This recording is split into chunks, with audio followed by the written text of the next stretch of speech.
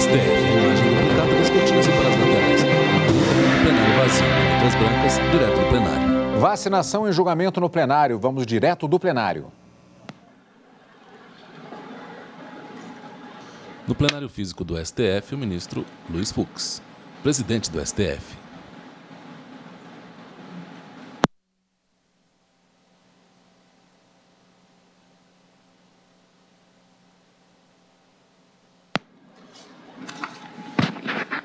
Conceder a palavra, então, ao ministro Ricardo Lewandowski, que fará seu voto uno, porém materialmente dúplice, sobre a ação direta de constitucionalidade 6586 e ação direta de constitucionalidade 6587.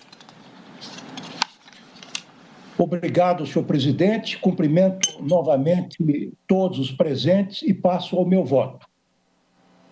Primeiramente, anoto que me foi distribuída a ADI 6587, por dependência a ADI 6586, ambas concernentes à constitucionalidade, ao alcance e à correta interpretação do artigo 3º 3D da Lei 13.979 de 2020. Por videoconferência, vota o ministro Ricardo Lewandowski. Pretende aberta, característica das ações de controle concentrado, procederei ao julgamento conjunto de ambos os feitos. Na sequência, rejeito a alegação segundo a qual os requerentes não teriam impugnado todo o complexo normativo aplicável à temática em questão, o que levaria ao não conhecimento da ação. E o faço porque não há falar em complexo normativo inscindível relativo ao tema da vacinação obrigatória, eis que, a meu ver, nada impede que o dispositivo impugnado nesta ação, o qual trata especificamente de uma das várias medidas concebidas pelo legislador para, entre aspas, o enfrentamento da emergência de saúde pública de importância internacional decorrente do coronavírus, seja analisado isoladamente quanto à sua rigidez constitucional. Tampouco se pode cogitar de prematuridade do pedido, porquanto a prévia avaliação técnica das vacinas disponíveis não constitui pré-requisito para análise da constitucionalidade do preceito normativo sob exame. Cumpre notar, ademais, que o pedido dos requerentes situa-se estritamente dentro dos limites do exame técnico-jurídico do tema. Por isso, entendo que não há qualquer risco de ingerência do Judiciário na esfera de atribuições do Executivo, com potencial de vulnerar o princípio da separação dos poderes. Então, estou rejeitando as preliminares. Superadas as objeções preliminares, que passo a análise do mérito, principiando pela transcrição do dispositivo legal objeto da controvérsia. Peço licença para ler esse dispositivo, porque nós estamos falando para um público maior, senhor presidente, e é pequeno, é curto, este dispositivo normativo. Artigo 3º. Para enfrentamento da emergência de saúde pública de importância internacional de que trata essa lei, as autoridades poderão adotar, no âmbito de suas competências, Plenário julga processos envolvendo questões sobre compulsoriedade de campanha de vacinação. Terceiro, determinação em pauta, julgamento de realização conjunto ADI 6586, ADI 6587 e a RE 126879. Relator, então, ministro Ricardo Lewandowski. Só está em discussão esta questão. Qual o alcance dessa expressão realização compulsória de vacinação? O PDT argumenta que o mencionado preceito comporta interpretação conforme a Constituição, de maneira a estabelecer que compete aos estados e municípios determinar a vacinação obrigatória e outras medidas profiláticas no combate à pandemia causada pela Covid-19, desde que amparados em evidências científicas.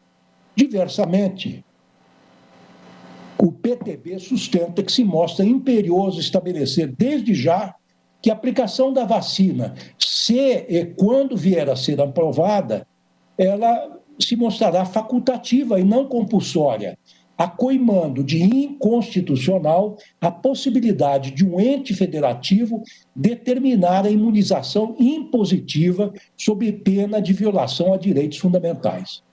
Feita essa recapitulação, observo que a vacinação obrigatória no Brasil, desde há muito, é uma realidade, estando prevista em diferentes diplomas legais. O Plano Nacional de Imunizações, o PNI, implantado em 18 de setembro de 1973, cuja disciplina legal contempla a tal compulsoriedade, é considerada exemplar por autoridades sanitárias de todo o mundo, jamais tendo sido objeto de contestações judiciais significativas.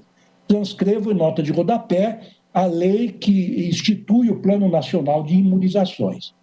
Registro, todavia, que muitos anos antes da edição daquele diploma legal, no infausto episódio conhecido como Revolta da Vacina, esta obrigatoriedade materializou-se por meio de uma série de medidas coercitivas por parte do poder público, algumas delas com caráter extremamente incisivo, as quais causaram um enorme descontentamento popular. Fazendo um breve escorço histórico, recordo que no início do século passado, o médico Oswaldo Cruz, então diretor do Serviço de Saúde Pública, após combater com sucesso a febre amarela e a peste bubônica que graçavam no Rio de Janeiro, à época capital da República, voltou-se ao enfrentamento da varíola, implementando uma série de ações para tornar efetiva a obrigatoriedade da vacina descoberta por Edward Jenner em 1798. E aqui um breve parênteses que eu quero fazer para recordar a iniquidade, a brutalidade com que se deu a descoberta dessa vacina, pois este Edward Jenner, um grande proprietário rural, inoculou o vírus da varíola no filho de seu jardineiro. E assim essa vacina foi descoberta. Tempos mudaram, evidentemente. Mas volto então às medidas que foram empreendidas pelo governo no tempo desta revolta da vacina, algumas delas de cunho draconiano, como o recolhimento dos refratários a um prédio destinado a seu isolamento. Eu, em nota de rodapé, transcrevo com a linguagem da época todas essas medidas que foram tomadas naquela época.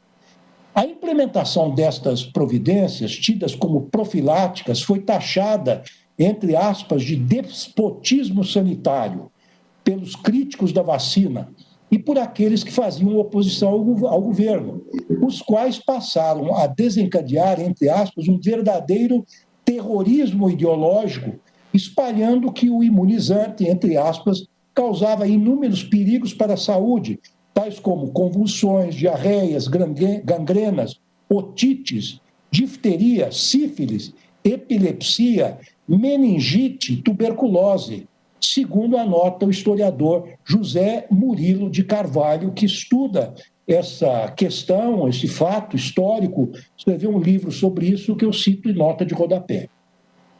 Embora muitas justificativas tenham sido apresentadas para a revolta da vacina, a sua explicação mais óbvia reside na repulsa generalizada à obrigatoriedade da imunização, tal como levada a efeito, especialmente mediante a invasão das casas e o internamento dos recalcitrantes. Em nota de rodapé, eu lembro que então se entendia que isto seria uma ofensa ao pátrio poder, ao dono da casa, uma invasão da residência, do domicílio. Continuo dizendo que lembro que já naquele tempo, tal como ocorre agora, o Supremo Tribunal Federal foi instado a entrar no debate, ao conceder ordem de habeas corpus preventivo em favor de Manuel Fortunato de Araújo Costa para afastar a ameaça de constrangimento ilegal representada pela intimação de inspetor sanitário para ingressar em sua residência e proceder a uma desinfecção. A Suprema Corte considerou inconstitucional a disposição regulamentar que facultava, entre aspas, às autoridades sanitárias penetrar, até com auxílio da força pública, em casa de particular para levar a efeito operações de expurgo. Refiro-me ao recurso em habeas corpus 2244 do Distrito Federal, redator para o acordo o ministro Manuel Murtinho. Foi publicado no Diário Oficial de 31 de 1 de 1905. O citado historiador Murilo de Carvalho, após constatar que a rejeição à obrigatoriedade da vacina e o repúdio às ações repressivas provocaram uma redução drástica no número de pessoas vacinadas nos meses subsequentes à adoção das medidas governamentais, debita o fenômeno ao caráter moralista. O plenário julga processos envolvendo questões sobre compulsoriedade de campanhas de vacinação. Central foi a ideia em pauta, julgamento conjunto ADI 6586, ADI 6587 e RE 126879. Relator, ministro Ricardo Lewandowski. Chefes de família. Nas palavras do autor, entre aspas, ao decretar a obrigatoriedade da vacina pela forma como fizera, o governo violava o domínio sagrado da liberdade individual e da honra pessoal. A revolta da vacina permanece como exemplo quase único na história do país de movimento popular de êxito baseado na defesa do direito do cidadão de não serem arbitrariamente tratados pelo governo. Mesmo que a vitória não tenha sido traduzida em mudanças políticas imediatas, diz o historiador, além da interrupção da vacinação, ela certamente deixou entre os que dela participaram um sentimento profundo de orgulho, autoestima, passo importante para a formação da cidadania, cito a fonte em nota de rodapé. Recordar esses eventos do passado, bem como o vetusto acórdão proferido no RHC 2244, não tem apenas o escopo de reforçar as premissas sobre as quais se pauta este voto, mas serve também como um alerta, porque, segundo a frase de um polêmico filósofo alemão do século XIX, entre aspas, todos os fatos e personagens de grande importância na história do mundo ocorrem, por assim dizer, duas vezes. A primeira como tragédia, a segunda como farsa. Em alguma medida, digo eu, os receios e inconformismos veiculados naquele momento histórico também se manifestam nos dias atuais. Passo agora, num subtítulo, senhor presidente, a examinar os valores fundamentais em jogo. Atualmente não pairam dúvidas acerca do alcance de duas garantias essenciais asseguradas às pessoas. Em primeiro lugar, a intangibilidade do corpo humano. Em segundo lugar, a inviolabilidade do domicílio. Tais franquias, bem sopesadas, por si sós, já excluem completamente a possibilidade de que alguém possa ser compelido a tomar uma vacina à força, contra a sua vontade, manu militari no jargão jurídico. Isso porque elas decorrem, assim como outros direitos e liberdades fundamentais, do necessário e incontornável respeito à dignidade da pessoa, dignidade humana, que constitui um dos fundamentos da República Federativa do Brasil, a teor do artigo 1º, inciso 3º da Constituição de 1988. A dignidade humana, segundo ensina o professor José Afonso da Silva, da Faculdade de Direito da Universidade de São Paulo, entre aspas, não é apenas um princípio de ordem jurídica, mas o é também da ordem política, social, econômica e cultural. Daí a sua natureza de valor supremo, porque está na base de toda a vida nacional. Cito a fonte. Ainda na lição do renomado mestre, a lei fundamental da Alemanha foi o primeiro ordenamento jurídico a abrigar tal postulado como valor basilar. Isso porque a ordem jurídica pretérita por ela derrogada deu ensejo a que fossem perpetrados gravíssimos delitos contra a humanidade sob pretexto de atender razões de Estado. No caso brasileiro, os conhecidos abusos e crimes cometidos contra os cidadãos estrangeiros durante o regime de exceção, que durou aproximadamente 21 anos, a saber, de 1964 a 1985, ensejaram a inclusão do valor dignidade humana logo no artigo vestibular da denominada Constituição Cidadã, como um dos pilares de nosso regime republicano e democrático que ela institui e consagra. De acordo com o ministro e professor Alexandre de Moraes, que enfrentou a temática em sede acadêmica, cito entre aspas, a dignidade da pessoa humana é um valor espiritual e moral inerente à pessoa, que se manifesta singularmente na autodeterminação consciente e responsável da própria vida, e que traz consigo a pretensão ao respeito por parte das demais pessoas. O plenário julga processos envolvendo questões sobre compulsoriedade de campanha da vacinação. Em pauta, julgamento conjunto ADI 6586, 6587 e RE 12678879. Possam ser feitas Relator, ministro limitações ao Ricardo exercício de Lewandowski. direitos fundamentais, mas sempre sem menosprezar a necessária estima que merecem todas as pessoas enquanto seres humanos. O direito à vida privada, à intimidade, à honra, à imagem, dentre outros, aparecem como consequência imediata da consagração da dignidade da pessoa humana como fundamento da República Federativa do Brasil, diz o nosso eminente colega e professor Azarcadas. Da mesma forma, continuo eu, ora, entre aspas, Portugal é uma república soberana baseada na dignidade da pessoa humana, fecho aspas, segundo consta do artigo 1º de sua Carta Política, surgida da Revolução dos Cravos de 1974, que colocou fim à autocracia salazarista.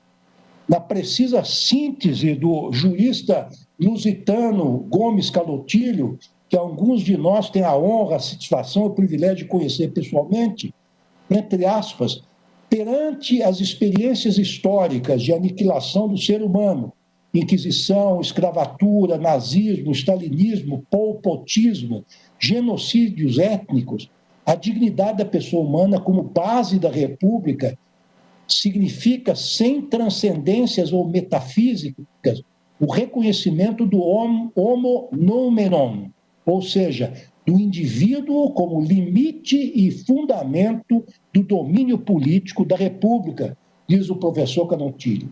Com efeito, continuo eu agora, a partir das incontáveis barbáries cometidas em nome do Estado, em especial no século passado, indelevelmente tisnado por 2 terríveis conflitos mundiais, que resultaram em dezenas de milhões de pessoas mortas, feridas, mutiladas e desenraizadas de seus locais de origem, a comunidade internacional encetou um esforço hercúleo para elevar o princípio da dignidade humana à estatura de um paradigma universal a ser observado por todos os países civilizados.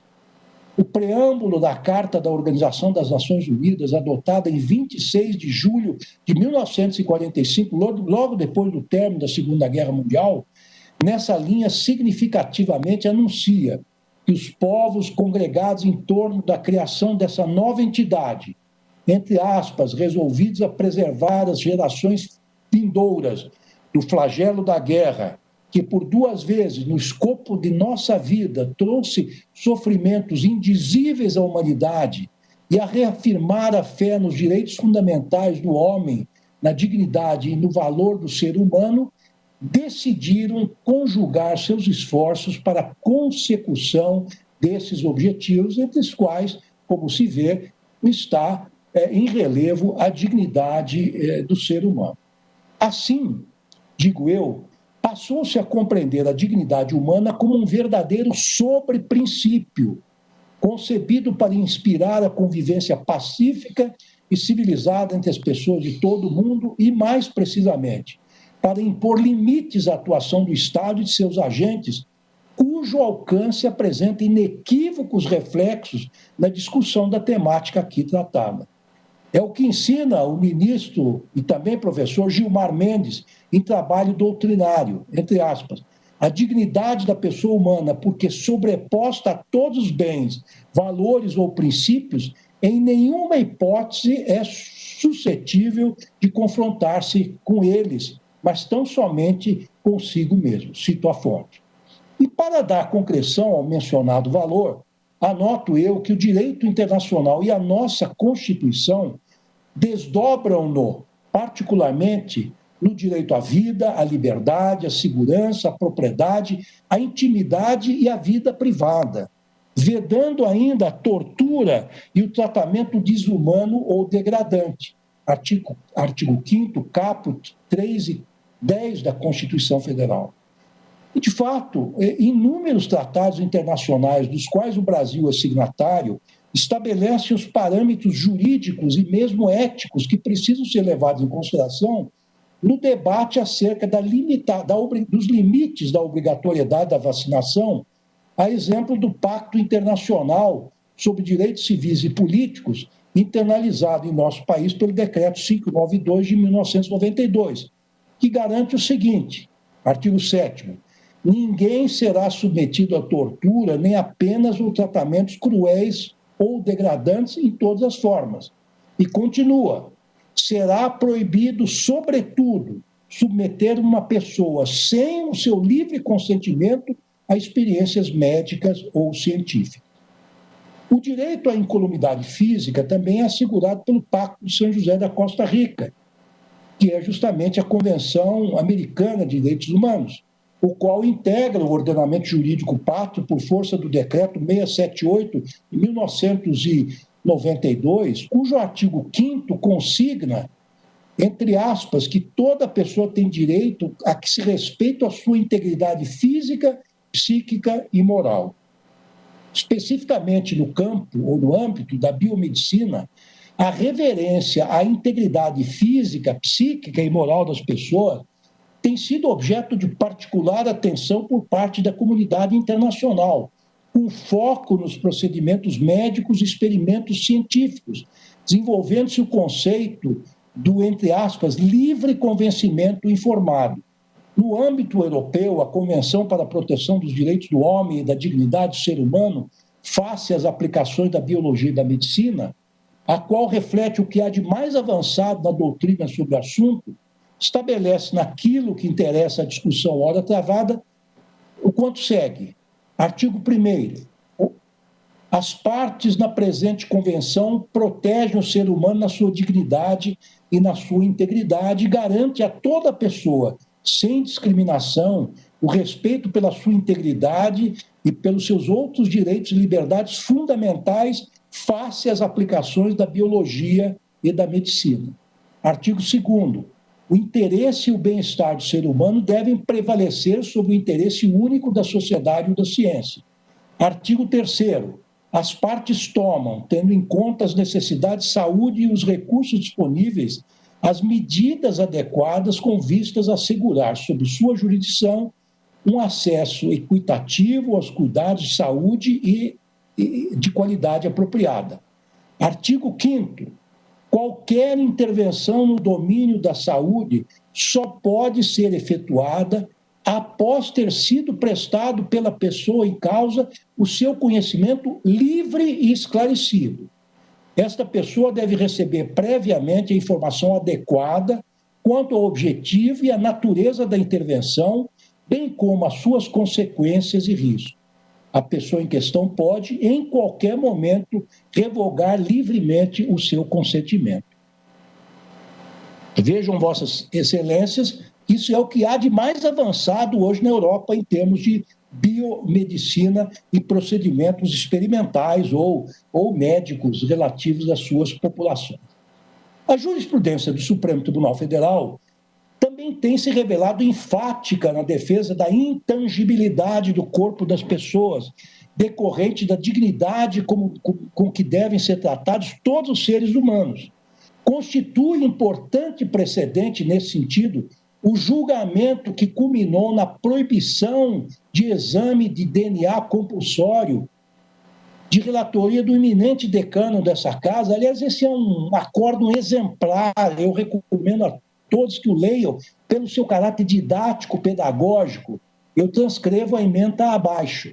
Investigação de paternidade, exame de DNA, condução do réu debaixo de vara, discrepa, na linguagem que nós conhecemos, Sua Excelência, a mais não poder, de garantias constitucionais implícitas e explícitas à preservação da dignidade humana, da intimidade, da intangibilidade do corpo humano, do império da lei e da inexecução específica e direta de obrigação de fazer, provimento judicial que em ação civil de investigação de paternidade implique determinação no sentido de o réu ser conduzido ao laboratório debaixo de vara para coleta de matéria indispensável à feitura do exame de DNA.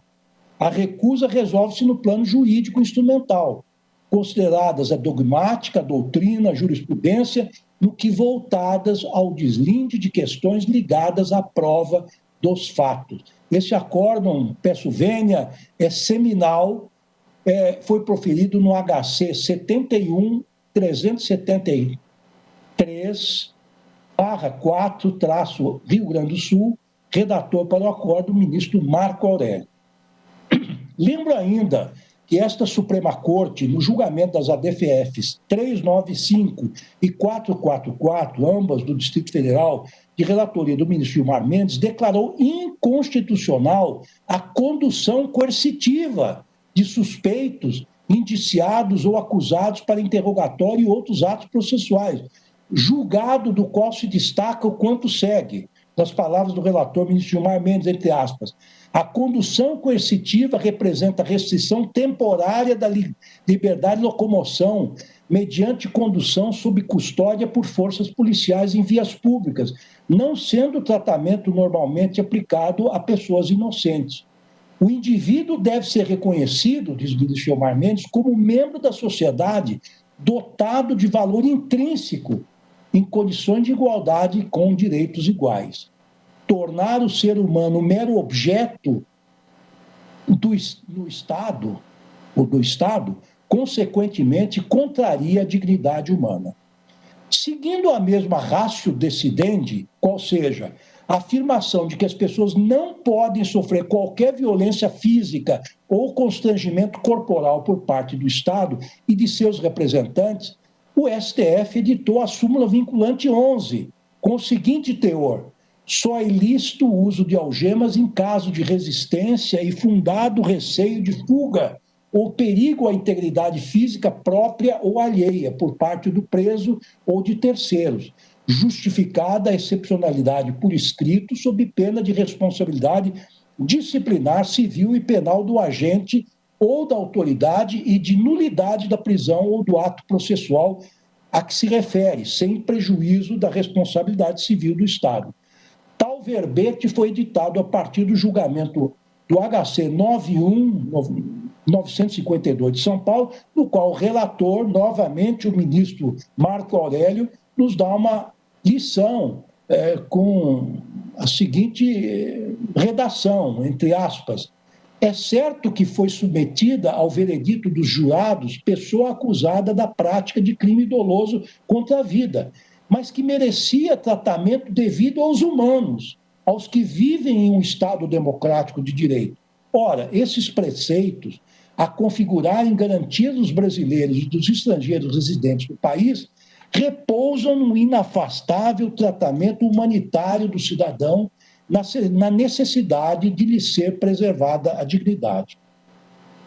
Dos dispositivos constitucionais e precedentes acima citados, forçoso é concluir que a obrigatoriedade a que se refere a legislação sanitária brasileira quanto a determinadas vacinas não pode contemplar quaisquer medidas invasivas, aflitivas ou coativas em decorrência direta do direito à intangibilidade, inviolabilidade e integridade do corpo humano, bem como das demais garantias antes mencionadas. Em outras palavras, afigura-se flagrantemente inconstitucional, a meu ver, toda determinação legal, regulamentar ou administrativa no sentido de implementar a vacinação forçada das pessoas, quer dizer, sem o seu expresso consentimento.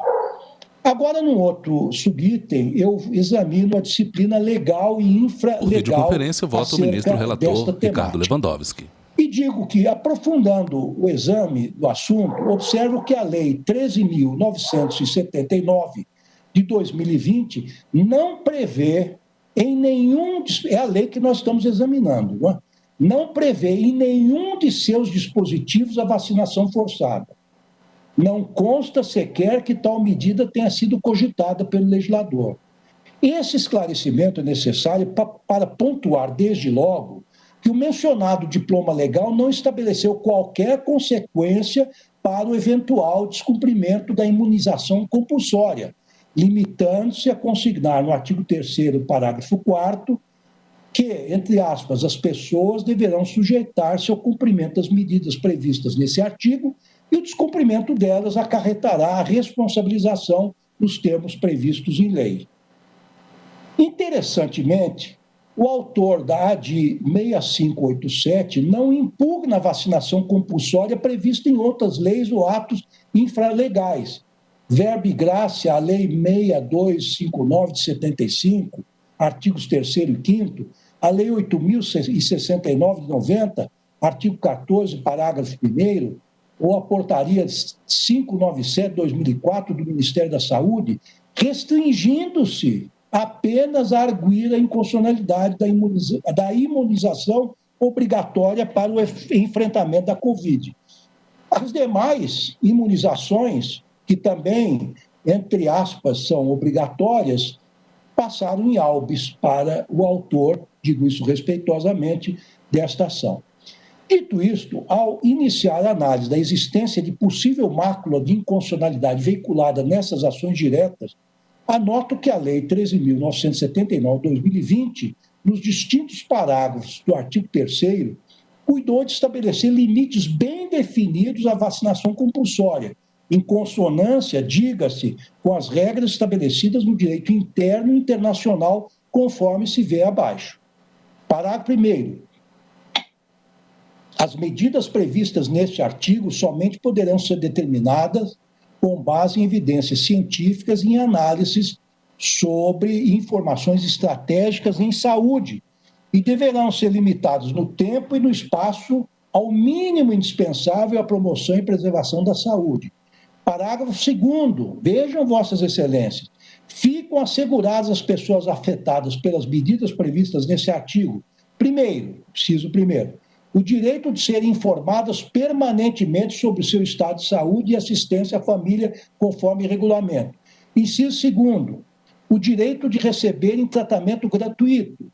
Inciso 3º, o pleno direito à dignidade, aos direitos humanos e às liberdades fundamentais das pessoas, conforme preconiza o artigo 3º do Regulamento Sanitário Internacional, constante do anexo ao decreto número 10.212, de 30 de janeiro de 2020, anexo ao decreto número 10 de 2012, de 30 de janeiro de 2020.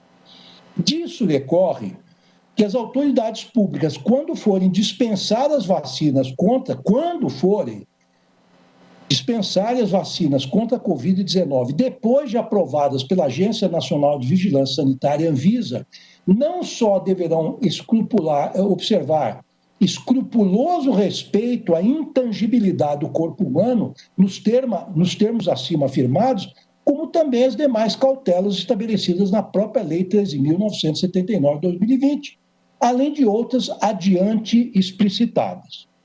Por tais razões, não vejo a priori nenhuma inconstitucionalidade no dispositivo legal impugnado nas presentes ações, a exigir a sua retirada do ordenamento jurídico, sobretudo quando considerado esse dispositivo em abstrato.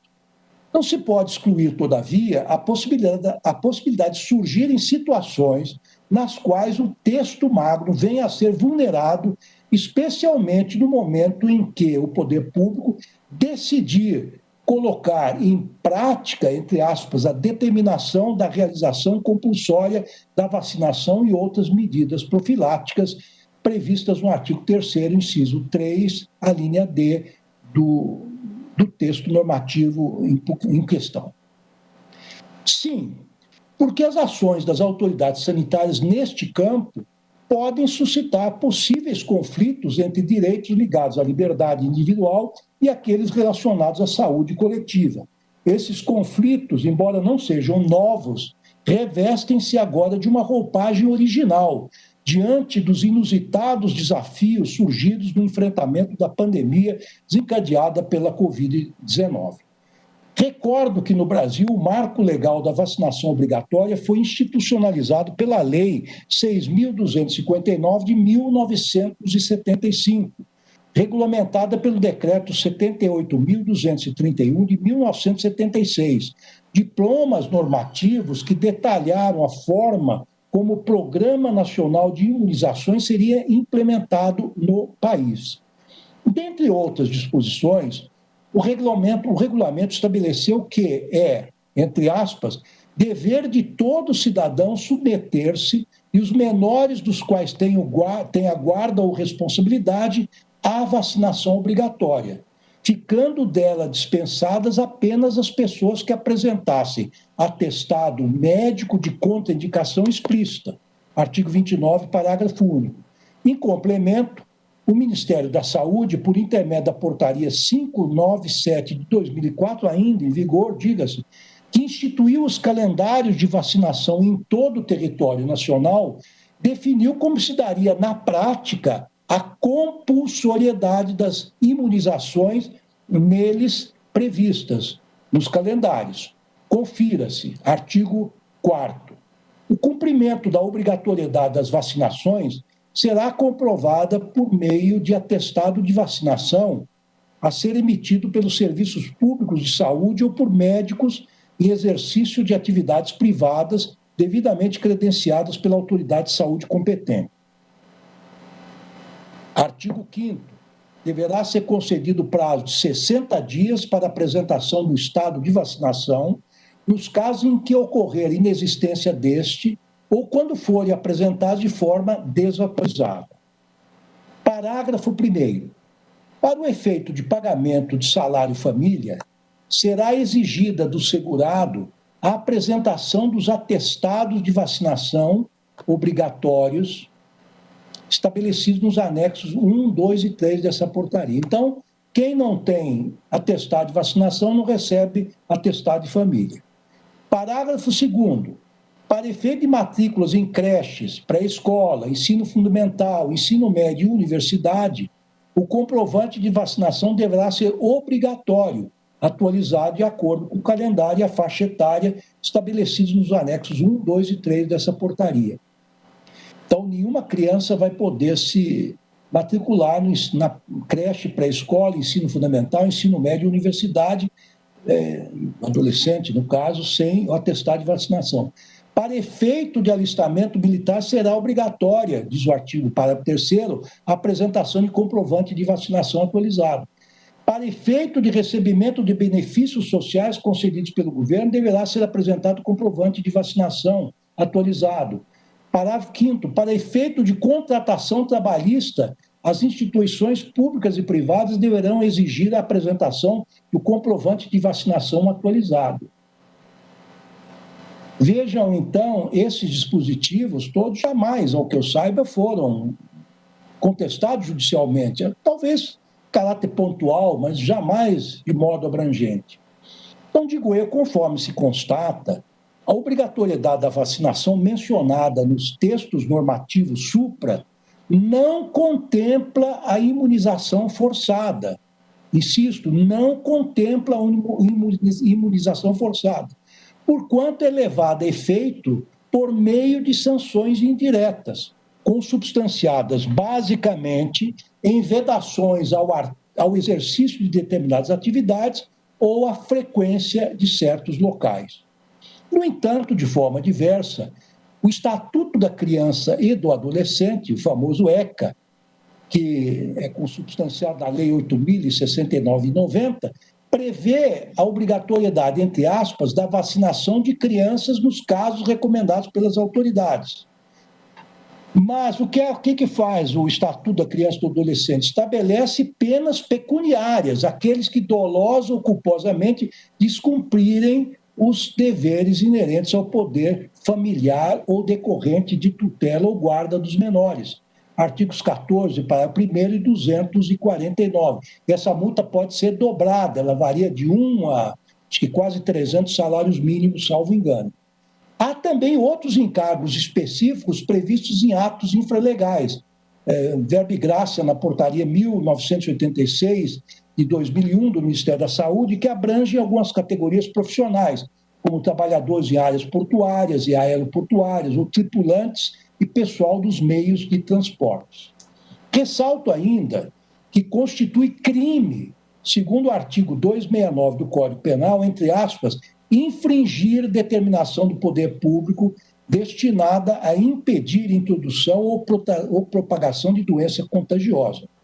Entretanto, digo eu, segundo a doutrina, a aplicação deste preceito encontra limitações. Eis que, em face dos princípios da proporcionalidade e ofensividade, para a caracterização desse crime, exige-se prova do perigo concreto, não bastando a simples infração, cito a fonte.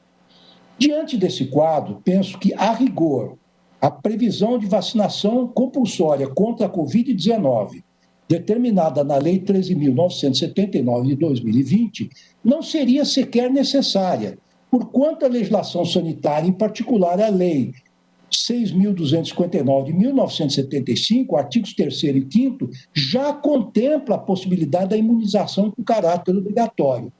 De toda sorte, entendo que o mais recente diploma normativo, embora não traga nenhuma inovação nessa matéria, representa um reforço às regras sanitárias pré-existentes diante dos inusitados desafios colocados pela pandemia.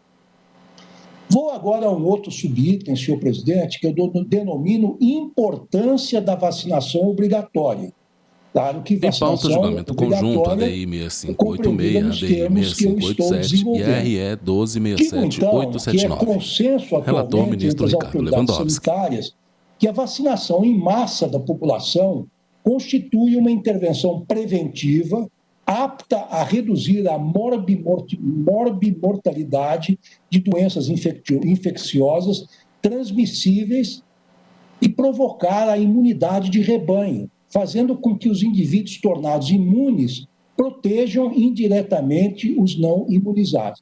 Eu estou citando em nota de rodapé sempre, quando faço afirmações de caráter técnico, artigos técnicos, sobretudo em revistas científicas estrangeiras, que eu cito em nota de rodapé. Com tal providência, reduz-se ou elimina-se a circulação do agente infeccioso no ambiente e, por consequência, protege a coletividade, notadamente os mais vulneráveis. Também cito sempre evidências científicas, acadêmicas, porque não teria a legitimidade técnica para fazer uma afirmação dessa natureza.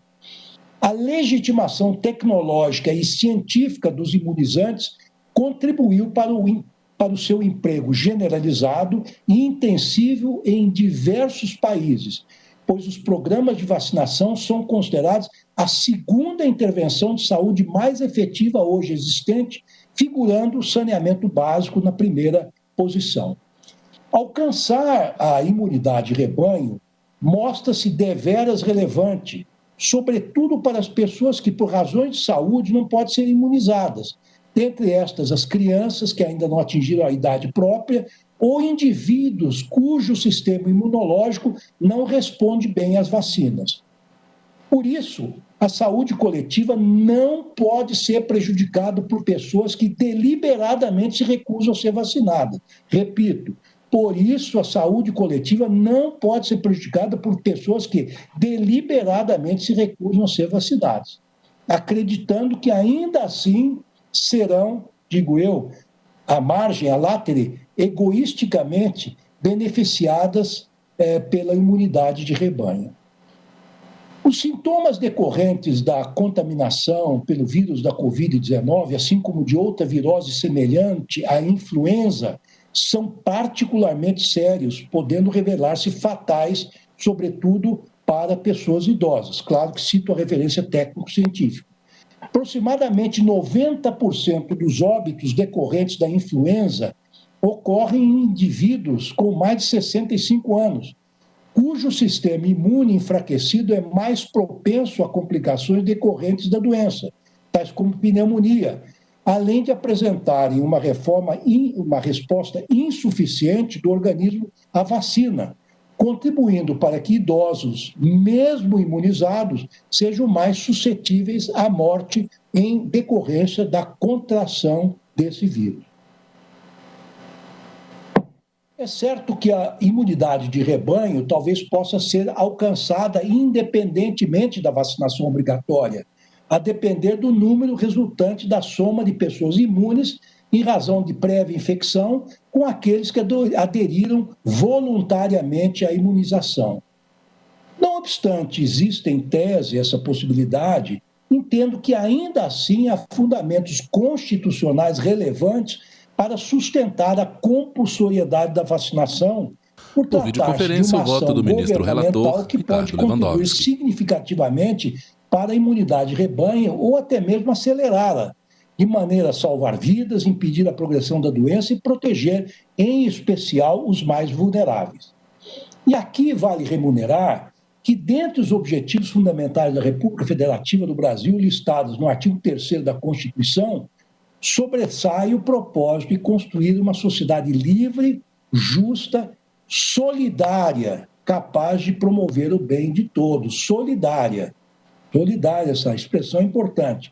Esta é a razão pela qual se admite que o Estado, atendidos os pressupostos de segurança e eficácia das vacinas, restringe a autonomia individual das pessoas com o fito de cumprir o dever de dar concreção ao direito social à saúde, previsto no artigo 196 da Lei Maior, fazendo-o por meio de, entre aspas, políticas sociais e econômicas que visem a redução do risco de doença e de outros agravos e ao acesso universal igualitário às ações e serviços para a sua promoção, proteção e recuperação. O artigo 197, ademais, da Carta Magna, preconiza que são, entre aspas, de relevância pública as ações e serviços de saúde, cabendo ao poder público dispor dos termos da lei sobre sua fiscalização e controle. Para o já mencionado professor José Afonso da Silva, tal dever se cumpre pelas prestações de saúde que, por sua vez, se concretizam mediante políticas sociais e econômicas que visem a redução dos riscos de doença e outros agravos, políticas essas que, por seu turno, se efetivam pela execução de ações e serviços de saúde, não apenas visando a cura de doenças. Na mesma linha são as observações de Kildare Gonçalves de Carvalho, constitucionalista, mineiro, para quem o direito à saúde não se resume apenas à medicina curativa, mas inclui a medicina preventiva, a qual exige a execução de uma política social e econômica adequada. Isso é importante, a meu ver, que esclareça e eduque a população, além de promover, entre aspas, a higiene, saneamento básico, condições dignas de moradia, de trabalho, lazer, alimentação saudável, na quantidade necessária, campanhas de vacinação, entre outras ações, cito a fonte.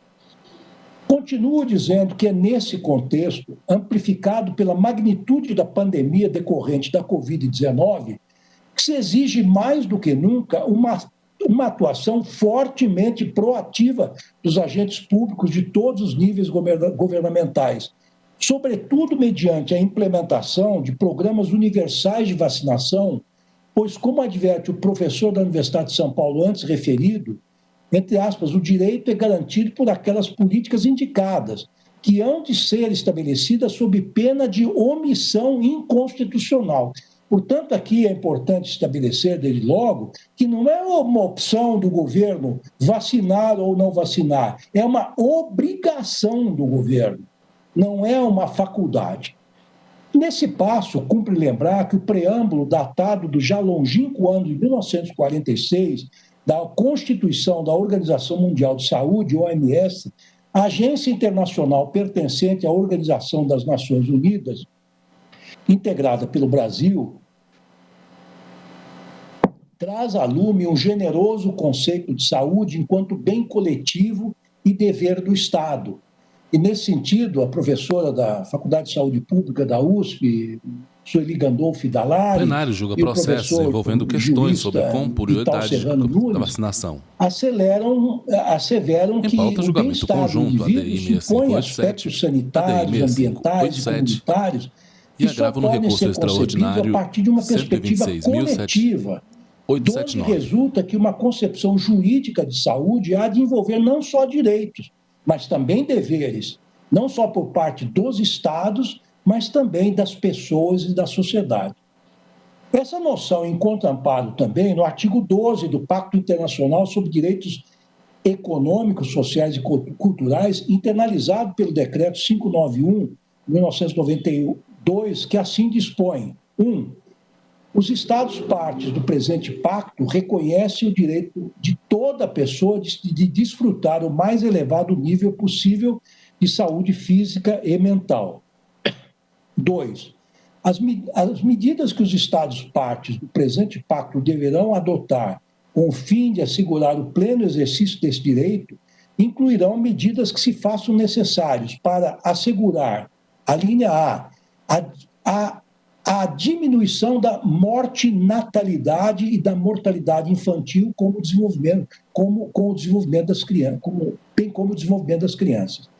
A melhoria de todos os aspectos de higiene, trabalho e do meio ambiente. C. A prevenção e o tratamento das doenças epidêmicas, endêmicas, profissionais e outras. D. Criação de condições que assegurem a todos assistência médica e serviços médicos em caso de enfermidade. Quer dizer, esse é uma convenção internacional, mas que é lei interna por quanto foi internalizada, tanto pelo Parlamento como pelo Poder Executivo. Resta claro, portanto, que configura obrigação do Estado brasileiro proporcionar a toda a população interessada o acesso à vacina para a prevenção da Covid-19, devendo comprometer-se com a sua gratuidade e universalização para os grupos indicados, assim que houver comprovação científica acerca da respectiva eficácia e segurança. Cumpre-lhe, ademais, atentar para outras recomendações da Organização Mundial de Saúde, notadamente aquelas decorrentes do disposto no artigo 18, número 1, anexo 6 do Regulamento Sanitário Internacional, aprovado pelo recente Decreto 10.212 de 2020. Passo para um outro item, senhor presidente, que é o dever de sopesar, motivar e informar.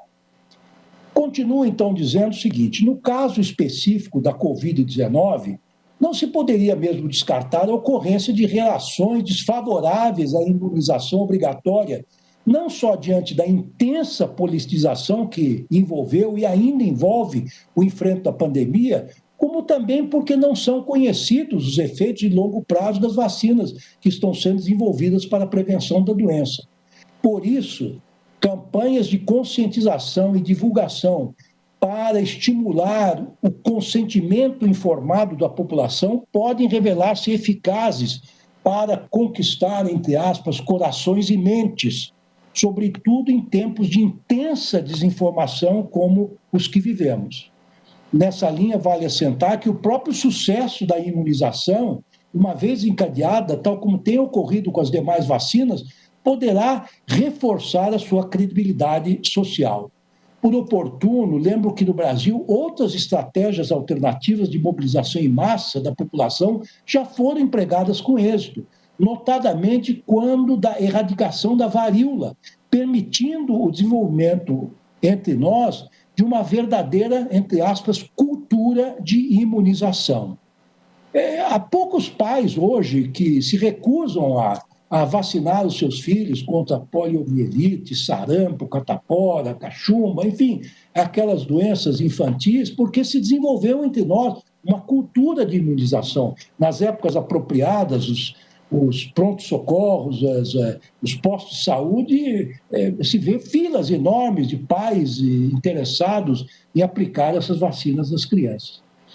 Continuo dizendo que a decisão política sobre a obrigatoriedade da vacinação deve, obviamente, levar em consideração os consensos científicos, a segurança e eficácia das vacinas, a possibilidade de uma distribuição universal os possíveis efeitos colaterais, sobretudo aqueles que possam implicar risco de vida, além de outras ponderações da alçada do administrador público. Esse sopesamento é especialmente relevante porque existem preocupações legítimas com o ritmo acelerado com que as vacinas contra a Covid vêm sendo desenvolvidas e testadas. A decisão deve ainda levar em consideração, por mandamento legal expresso, as evidências científicas e as análises sobre informações estratégicas em saúde, conforme consta no dispositivo que já citei antes, a respeito de cuja constitucionalidade já tive a oportunidade de me debruçar no julgamento da ação direta de inconstitucionalidade 6.343, medida cautelar, de relatoria do ministro Alexandre de Moraes. Naquela ocasião, afirmei, entre aspas, que nada é mais razoável e harmônico com o que consta na Constituição do que as decisões sejam tomadas com base em evidências científicas e em análises sobre informações estratégicas em saúde. Aliás, as mesmas diretrizes serão úteis na definição dos grupos prioritários para o recebimento da vacina.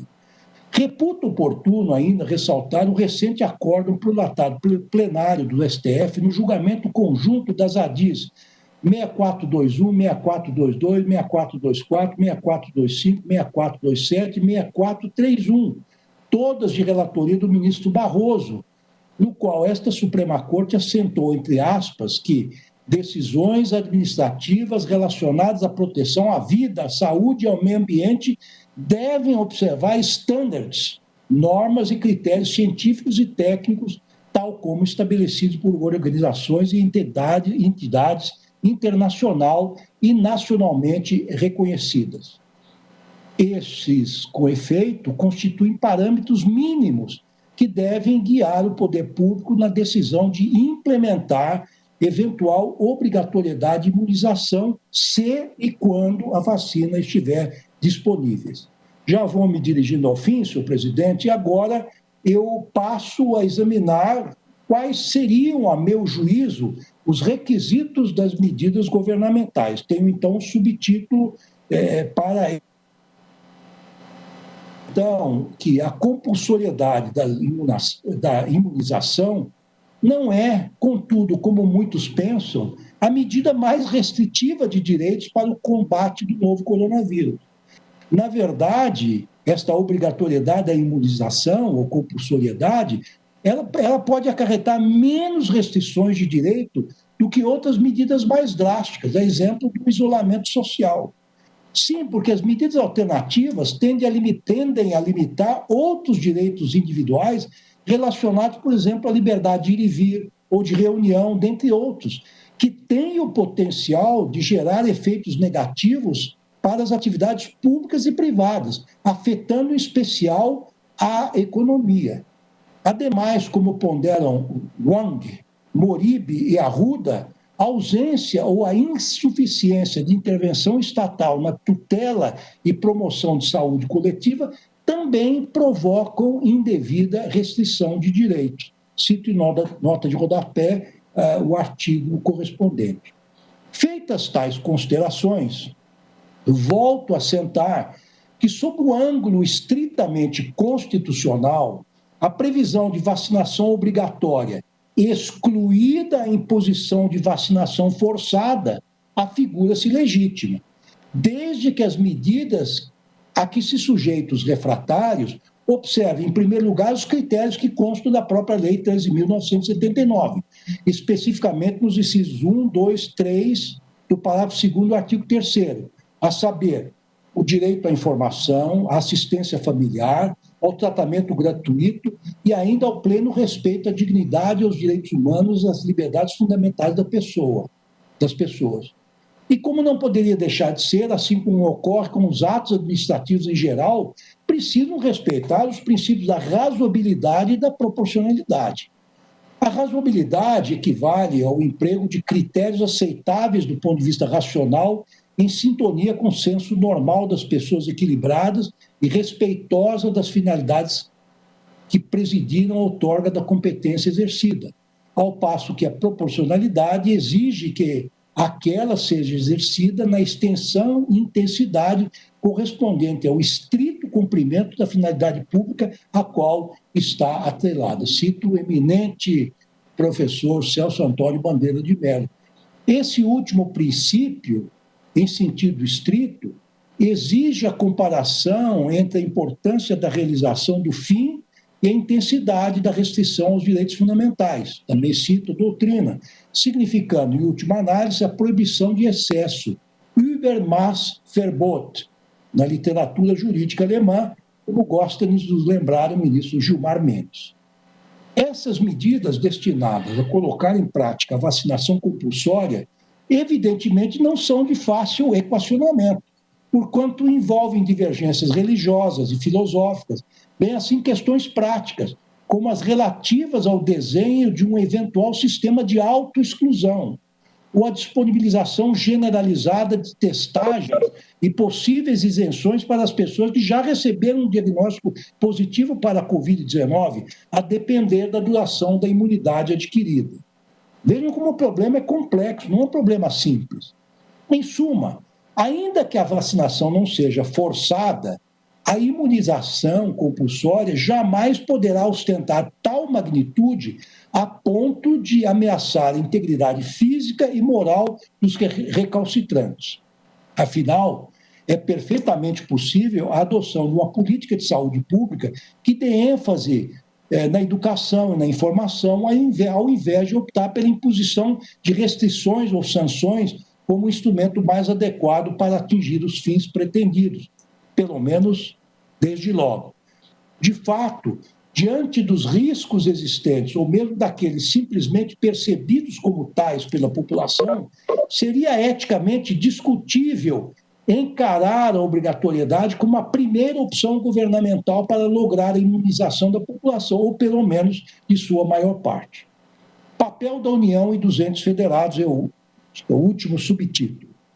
O dever irrenunciável do Estado brasileiro de zelar pela saúde de todos aqueles sob sua jurisdição apresenta uma dimensão objetiva e institucional que se revela no plano administrativo pelo Sistema Único de Saúde, SUS, concebido como uma rede regionalizada e hierarquizada de ações e serviços públicos, qualificada pela descentralização, pelo atendimento integral e pela participação da comunidade em sua gestão e controle. Artigo 198, 1, 2 e 3 da Constituição Federal. Ao SUS compete, dentre outras atribuições, entre aspas, controlar e fiscalizar procedimentos, produtos e substâncias de interesse para a saúde e participar da produção de medicamentos, equipamentos imunobiológicos, hemoderivados e outros insumos, assim como executar as ações de vigilância sanitária e epidemiológica, bem como as de saúde do trabalhador, artigo 200, 1 e 2 da Constituição. Tal sistema é compatível com o nosso federalismo cooperativo ou federalismo de integração, adotado pelos constituintes de 1988, no qual se registra um entrelaçamento de competências e atribuições dos diferentes níveis governamentais que encontra expressão no concernente à temática aqui tratada, na competência concorrente partilhada pela União, Estado e Distrito Federal para legislar sobre proteção e defesa da saúde, artigo 24, 12 da Constituição Federal, bem assim na competência comum a todos eles e também aos municípios de cuidar da saúde e assistência pública, artigo 23, 2 da Constituição Federal. Esse compartilhamento de competência entre os entes federados na área de saúde, por óbvio, não exime a União de exercer aquilo que a doutrina chama de competência de cooperação, traduzida na obrigação constitucional, entre aspas, de planejar e promover a defesa permanente contra as calamidades públicas. Por videoconferência, o voto do ministro relator, Ricardo Lewandowski. Artigo 21, inciso 18 da Constituição Federal. O ministro vota também por videoconferência. Logo depois do reconhecimento pela Organização Mundial da Saúde, em 11 de 3 de 2020, de que o mundo passava por uma pandemia desencadeada pela disseminação incontrolada do novo coronavírus, o Congresso Nacional editou o Decreto Legislativo 6 de 2020, no qual reconheceu a ocorrência de calamidade pública com efeito até 31 de 12 de 2020, nos termos sublinhe-se da mensagem 93 de 2020, encaminhada pelo presidente da República ao Legislativo.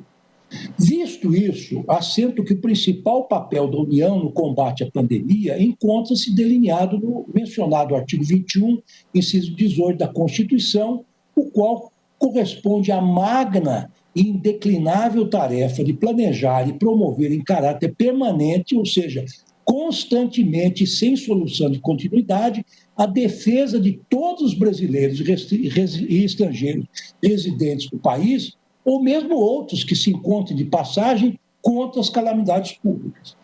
E quando o referido dispositivo é lido em conjunto com o pré-citado artigo 198 do texto magro, percebe-se que compete à União assumir a coordenação das atividades do setor, incumbindo-lhe em especial, entre aspas, executar ações de vigilância epidemiológica e sanitária em circunstâncias excepcionais, como na ocorrência de agravos inusitados à saúde que possam escapar do controle da direção estadual do Sistema Único de Saúde, SUS, ou que representem risco de disseminação nacional, conforme estabelece o artigo 16, 3A e parágrafo único da Lei 8.080 de 90, que é a Lei Orgânica da Saúde.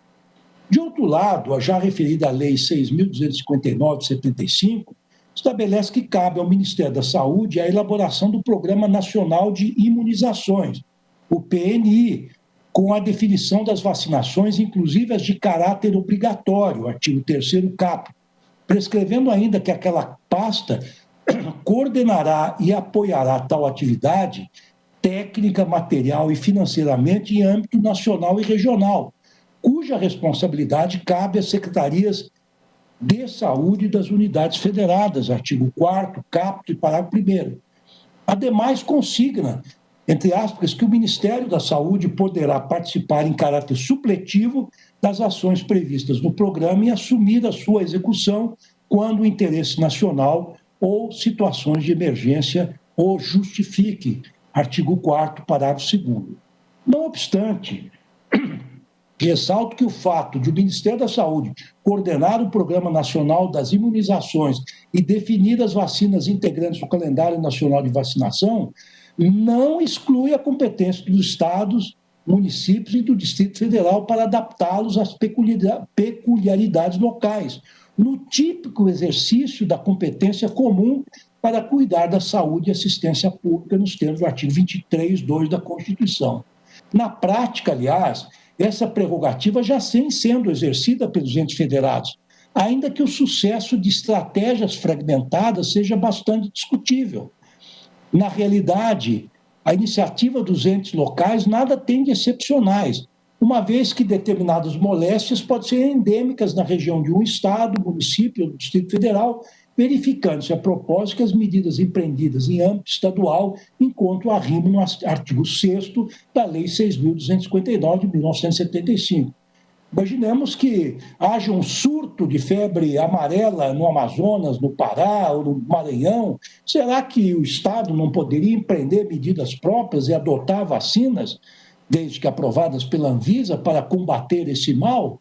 Ou seja, os Estados podem sim agir em âmbito, caráter supletivo.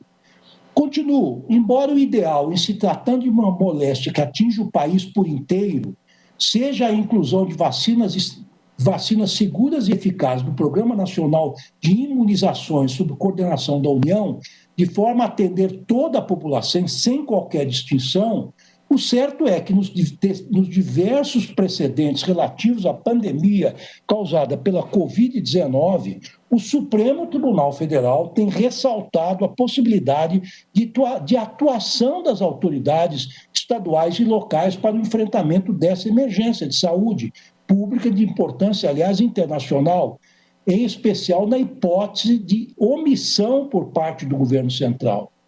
Com efeito, conforme tive a oportunidade de afirmar em meu voto na ADI 6362, a pandemia desencadeada pelo novo coronavírus, que em poucos meses infectou e vitimou dezenas de milhares de pessoas no país e em todo o mundo, revelou, dentre outras coisas, as fraquezas e virtudes das diferentes formas de governança.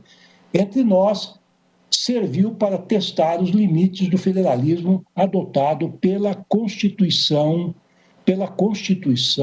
Federal. Uma das principais virtudes dos Estados federais, inclusive do nosso, consiste em que repousam sobre dois valores importantes. O primeiro deles refere-se à inexistência de hierarquia entre os seus integrantes, de modo a não permitir que se cogite da prevalência da União sobre os Estados, ou deste sobre os municípios, consideradas as competências que lhes são próprias. Já o segundo, consubstanciado no princípio da subsidiariedade, aliás, São Tomás de Aquino já fazia referência a esse princípio, significa, em palavras simples, o seguinte: tudo aquilo que o ente menor puder fazer de forma mais célere, econômica e eficaz, não deve ser empreendido pelo ente maior. Ora, a partir do arcabouço constitucional acima descrito, é possível concluir que a defesa da saúde compete a qualquer das unidades federadas, seja por meio da edição de normas legais, seja mediante a realização de ações administrativas, sem que, como regra, dependam da autorização de outros níveis governamentais para levá-las a efeito, cumprindo-lhes apenas consultar o interesse público que tem o dever de consultar. Esse é precisamente o entendimento da mais abalizada doutrina. Veja, entre aspas, a norma do artigo 196 é perfeita, porque estabelece explicitamente uma relação jurídica constitucional em que, de um lado, se acha o direito que ela confere pela cláusula "a saúde é um direito de todos", assim como os sujeitos desse direito. Por videoconferência, o voto do ministro Ricardo Lewandowski. Que é o signo da universalização, mas com destinação precisa aos brasileiros e estrangeiros residentes. Aliás, a norma reforça esses sentidos ao prever o acesso universal e igualitário às ações e serviços de saúde. E, de outro lado, diz esse doutrinador, a obrigação correspondente na cláusula "a saúde é dever do Estado", compreendendo aqui União, Estados, o Distrito Federal e os municípios, que podem cumprir o dever diretamente ou por via de entidade da administração indireta. Como se percebe, o federalismo cooperativo antes mencionado, longe de ser mera peça retórica, exige que os entes federativos se apoiem mutuamente, deixando de lado eventuais divergências ideológicas ou partidárias. Plenário julga processos envolvendo questões sobre compulsoriedade de campanhas de vacinação. Decorrente da pandemia, em pauta, julgamento conjunto ADIs 6586, 6587 não podem ser alijados do combate agravo no recurso extraordinário 126.7.879. Porque estão investidos do poder-dever de empreender relator as medidas ministro Ricardo necessárias Lewandowski para o enfrentamento da emergência de saúde pública decorrente do alastramento incontido da doença. Em outros termos, a Constituição outorgou a todas as unidades federadas a competência comum de cuidar da saúde, compreendida a adoção de quaisquer medidas que se mostrem necessárias para salvar vidas e garantir a rigidez física das pessoas ameaçadas ou acometidas pela nova moléstia. No âmbito dessa autonomia, insere-se, inclusive, a importação e distribuição em caráter excepcional e temporário por autoridades dos estados, distrito e municípios, Distrito Federal e municípios, entre aspas, de quaisquer materiais e medicamentos, insumos da área de saúde sujeitos à vigilância sanitária, sem registro na Anvisa, considerados essenciais para auxiliar no combate à pandemia do coronavírus, observadas as condições do artigo 3º, inciso 8º, parágrafo 7º-A da Lei 13.979, alterada pela Lei 14.006/2020. Digo isso apenas en passant, como reforço da argumentação, pois tal matéria não foi suscitada nas iniciais das ações de inconstitucionalidade. Aí, senhores ministros, dado o adiantado da hora, eu trago à colação fartíssima jurisprudência da Casa no sentido de reafirmar esta autonomia da União e dos entes federados para cuidar da saúde, respeitadas as próprias competências, né? Eu aqui cito a ADI 6341, de relatoria do ministro Marco Aurélio, julgado em 15/4 de 2020, cujo acórdão foi redigido pelo ministro Fachin, em que dá guarida para essa tese que estou desenvolvendo, transcrevo uma longa ementa nesse sentido. Digo que, além disso, o plenário do STF assentou que o exercício da competência específica da União para legislar sobre vigilância epidemiológica, a qual, repito, deu ensejo à elaboração da Lei 13.979/2020, não restringiu a competência dos demais entes da Federação para a implementação de ações no campo da saúde. Trago aqui o acordo unânime do plenário da DPF 672, de relatoria do ministro Alexandre de Moraes, cuja ementa transcrevo, muito também ilustrativa, tal qual foi a do ministro Fachin. Trago aqui um trecho do voto do ministro Alexandre de Moraes, peço vênia e me dispenso de ler, dado o adiantado da hora. Continuo dizendo que não se ouviria demais que a Constituição, em se tratando de competências concorrentes entre a União, Estados e Distrito Federal, as quais incluem a proteção e defesa da saúde, prevê a competência suplementar desses últimos, sendo-lhes lícito, inexistindo lei federal sob normas gerais, exercer a competência legislativa plena para atender às suas peculiaridades. Então, eu faço outras considerações teóricas, trago à colação aqui o parecer do doutíssimo Procurador-Geral da República,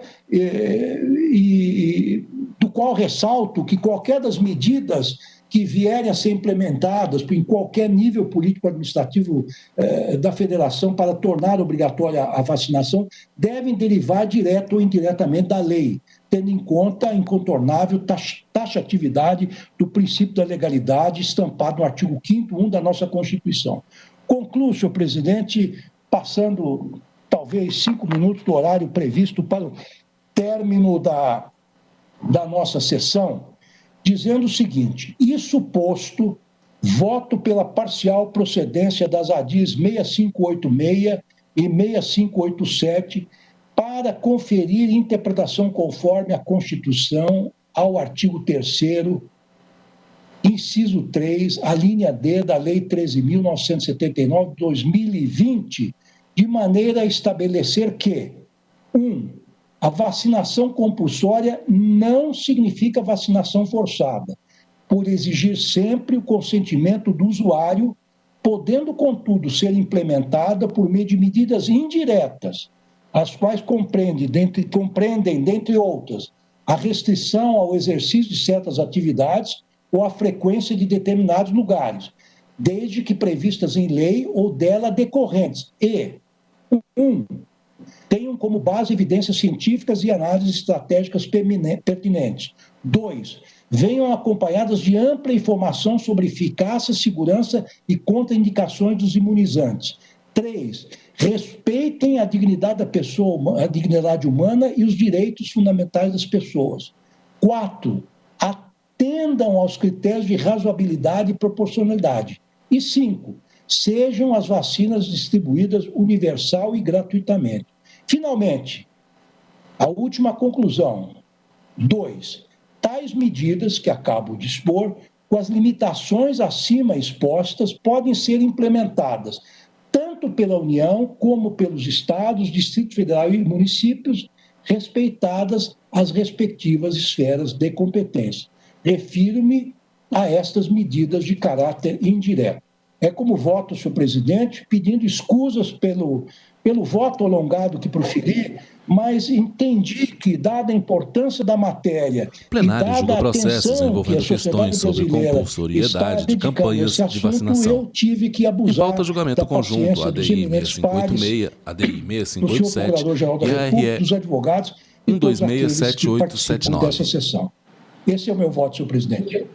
Eu agradeço ao ministro Ricardo Lewandowski, que, na verdade, não se excedeu, tendo em vista que a primeira parte da sessão foi toda consumida com sustentações orais. Então, Vossa Excelência conseguiu se desincumbir da sua árdua tarefa aqui, somente nessa segunda parte remanescente da sessão, com a palavra no plenário, o presidente agradece muitíssimo o poder de síntese e a profundidade do voto de Vossa Excelência. Alguém gostaria de se manifestar? Eu achei que alguém queria falar alguma coisa. Não. Então, tendo em vista o nosso horário regimental, eu vou declarar encerrada a sessão, e amanhã, então, retomamos com o voto do ministro Luiz Roberto Barroso e posteriormente, o voto de Sua Excelência no seu processo e no processo do ministro Lewandowski. Depois, o ministro Lewandowski praticamente já vota no processo do ministro Luiz Roberto Barroso e seguiremos a ordem estabelecida para colher os demais votos, rogando que terminemos amanhã essa matéria. Então, agradeço a presença de todos, a boa vontade de todos os senhores servidores, funcionários aqui presentes, e declaro encerrada a sessão.